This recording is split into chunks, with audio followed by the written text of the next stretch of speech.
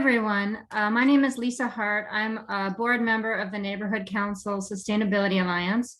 We are bringing people together from all over the city of LA to advance sustainability and resilience through advocacy, sharing of best practices, and community action. We welcome any and all stakeholders' involvement, so check out our website or reach out if you're interested.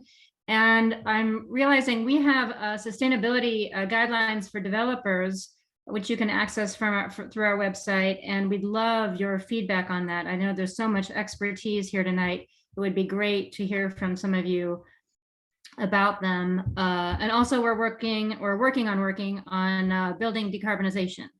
So that's a little bit about us. Next. When LA went into lockdown last year, I was shocked.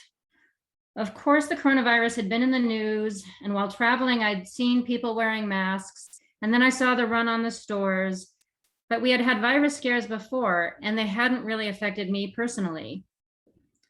As someone who daily bemoans the willful ignorance of people in the face of the climate crisis, I realized that the shoe was on the other foot.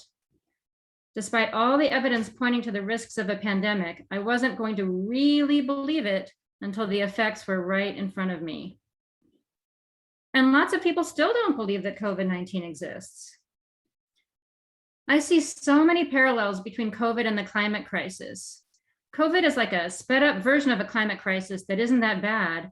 And so it's a great test case. So I ask, how have we done? How are we doing?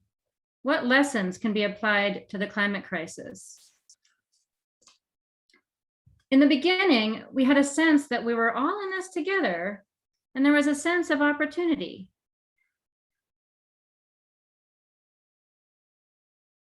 And there were the silver linings. The air in LA seemed cleaner, and we heard stories about nature rushing back into the void created by our absence. And it turns out that government can pivot quickly and spend lots of money if it needs to. This bodes well, I think, for the climate crisis. A possible cause of the pandemic was human encroachment into wildlife. Both COVID and climate change appear to be caused by us. We ignore the environment and the role of ecosystems at our peril. The fact that we are often oblivious to ecosystems does not mean that we don't rely on them. The same groups that have borne the brunt of fossil fuel pollution are bearing the brunt of the coronavirus. One reason that communities of color are more likely to suffer from COVID is that they're more likely to be breathing polluted air, which makes them more vulnerable to serious complications of the coronavirus. I never would have dreamed that the question of masks would be politicized. Similarly, how did the climate crisis get politicized? Reagan and the first George Bush acknowledged global warming, but so much has changed since then. Now, in addition to climate crisis deniers, we have COVID deniers. We suffer from a real lack of trust in our institutions.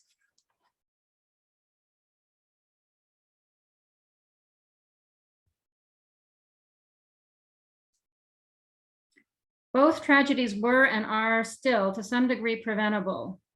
Regarding both the climate crisis and vaccines, one recommendation is to talk to people in your circles, because people are more likely to listen to those close to them who they trust than the people on TV. Of course, most people in our circles already agree with us. So we do what we can and we keep dumping water out of the boat.